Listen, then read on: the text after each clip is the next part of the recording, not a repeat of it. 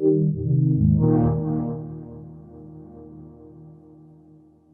I'm Jonathan Morin. I'm the creative director on Watch Dogs 2. What are you guys showing new here with Watch Dogs 2? Today we wanted to show a little bit of what we've pushed on a seamless online. So showing a bit more of what can happen when other players shows into your game. So we wanted to show what would happen if you play a game in an open world and cops join the show and start chasing you.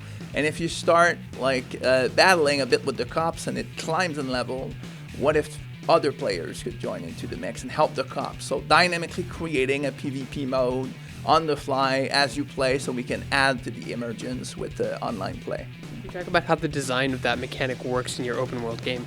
Yeah, like the way it works basically is everybody plays the open world, and we geolocalizedly matchmake everyone. So you can seamlessly encounter another player, and once you're together, you can play co-op with him, friendly, or we can dynamically propose you an invasion, so you could invade him, but without loading, without anything. And the last one is you could be wandering around, and suddenly there's a car chase popping in front of you, and you could join the mix to try and catch the enemy hacker. Or that could happen to you. The cops are on your ass already, and then they can join out. So it surprises you, and now you have to strategize or even more tacticalize because you don't have time to strategize like right on the spot when it happens seamlessly. So it gets for a pretty exciting and surprising event afterwards. Talk about how that works. Are you just going around doing side quests for the main story, and all of a sudden you can encounter another player? It's just always on. Can you turn it off? Basically, the way it works, you can do all the content you want the way you want. If you're in free roam, if you're not currently in a mission, then you can have seamless encounter happens. Each of the different types of seamless modes, if you want, are designed with a timer in mind. So you can live an invasion or an encounter with another player, and then a timer is going to start to kind of protect you from having always invasions happening all the time. So we can tune that up to help players out. If you really don't want to have certain types of event happens to you, you can turn them off individually. So you could turn all of them off, or you could decide to say, I don't want invasions, but I like the co-op encounters because they're friendly, so I'm going to keep those on, so it's completely compatible, customizable for the player. Now, are you invisible to the other player if you're in their world, or do they know there's another player invading their world? They don't know per se, in a sense that we're not going to foreshadow their presence on the map or tell you all the information. Yeah, big red dot on the map. They're here. Exactly. We're not saying, hey, there's another player. But we will do stuff like dynamic events.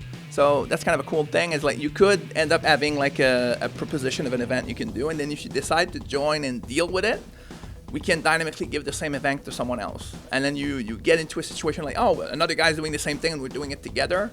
And then it gets into a situation where you can decide to go play co-op with him, or just continue doing your stuff and do something else. Or you can just cross them kind of emergently because you're on the same corner of a street as them, and then you start seeing him do stuff and it happens. But it's never enforced on you directly. No, but could you hack their car, which by the way is surprisingly fun and addicting? Can you hack the enemy player's car without them knowing where you are and just kind of mess with them very subtly? There's certainly going to be a lot of that, for sure. That's why we're doing also a timer for the seamless merge, so that it doesn't happen every 2 seconds. But it's certainly going to have a lot of emergence into the mix, and it gives an interesting taste of the mechanics too. You can cross a player who have a lot more botnet than you, which is kind of our mana system. So you could be able to act 2 cars and have no more power to do it, but you can encounter a player who can almost act cars endlessly and then see him do stuff, and you're like, wait a minute, I want to do that. And then it gives you an aspiration to try and push forward as well. What are some of the challenges when it makes so many things in the city interactable as well as reactive to what you're doing? It's a huge challenge to make sure everything works in a cohesive way. On the AI side, it's one thing to make a traffic system. It's another to start making sure that the reactions to this AI system happens to all the inputs you can do. So when you start adding something like hacking cars, which is indeed really fun, but you can do so much thing with the fact that you can hack cars that you need to deal with all the reactions, how is AI is going to react when every car starts moving by themselves. They need to panic at some point. They need to react in a certain way. If they see a car crushing another, but there's no driver in it, how does that work? So we have to be extra careful to make sure everything works. And then on top of that, another player could show up in the mix and add his own inputs into it. So it's pretty challenging, but I think it's well worth the effort, because in the end, we're all about giving creativity to the player so you can have fun in the sandbox.